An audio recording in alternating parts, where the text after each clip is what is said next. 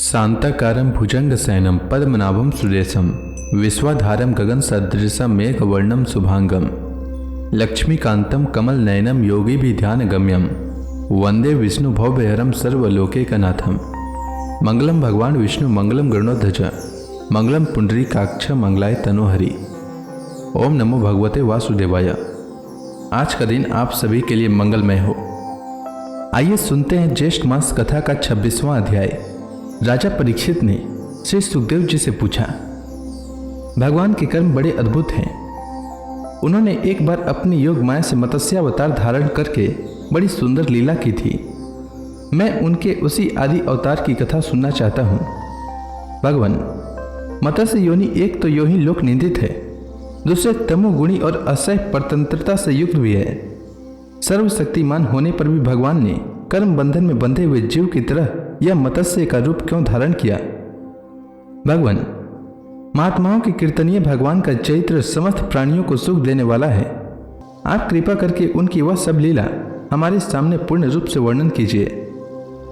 सूत जी कहते हैं, शौनक आदि ऋषियों, जब राजा परीक्षित ने भगवान श्री सुखदेव जी से यह प्रश्न किया, तब उन्होंने विष्णु भगवान का वह चरित्र जो उन्होंने मत्स्यावतार धारण करके किया था उसका वर्णन किया।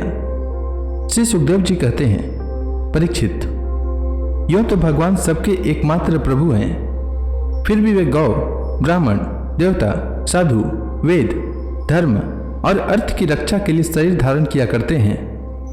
वे सर्वशक्तिमान प्रभु वायु की तरह नीचे ऊंचे छोटे बड़े सभी प्राणियों में अंतर्यामी रूप से लीला करते रहते हैं, परंतु उन प्राणियों के बुद्धिगत गुणों से वे छोटे बड़े या ऊंचे नीचे नहीं हो जाते, क्योंकि वे वास्तव में समस्त प्राकृत गुणों से रहित निर्गुण हैं। परीक्षित, पिछले कल्प के अंत में ब्रह्मा जी के सो जाने के कारण ब्रह्म नामक नैमितिक प्रलय हुआ था। उस समय भूलोक आदि सारे लोग समुद्र में डूब गए थे।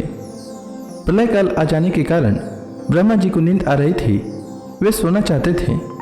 उसी समय वेद उनके मुख से निकल पड़े और उनके पास ही रहने वाले हयग्रीव नामक बलि दैत्य ने उन्हें योग बल से चुरा लिया।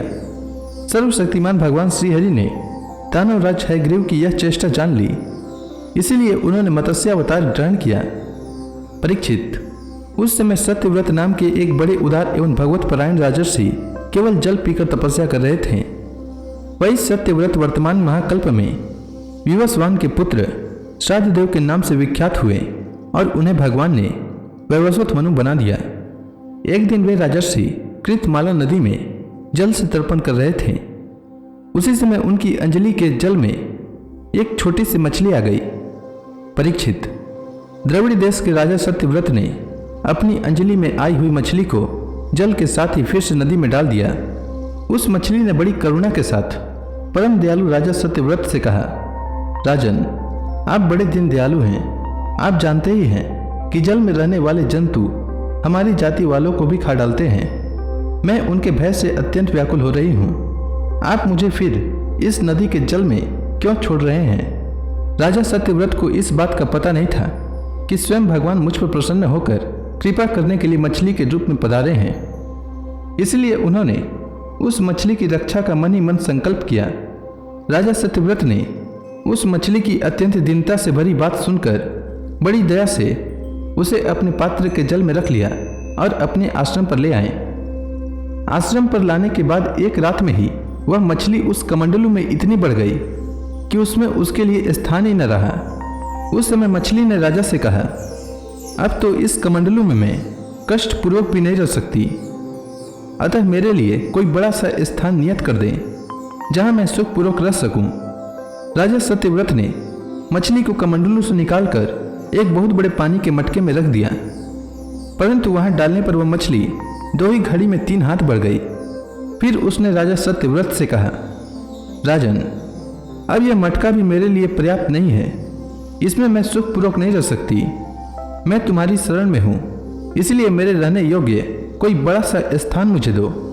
परीक्षित, सत्यव्रत ने वहां से उस मछली को उठाकर एक सरोवर में डाल दिया, परंतु वह थोड़ी देर में इतनी बढ़ गई कि उसने एक महामत्स्य का आकार धारण कर उस सरोवर के जल को घेर लिया और कहा, राजन, मैं जलचर प्राणी हूँ। इस सरोवर का जल भी मेरे सुखपूर्वक रहने के लिए पर्याप्त नहीं है, इसलिए आप मेरी रक्षा कीजिए और मुझे किसी अगाध सरोवर में रख दीजिए।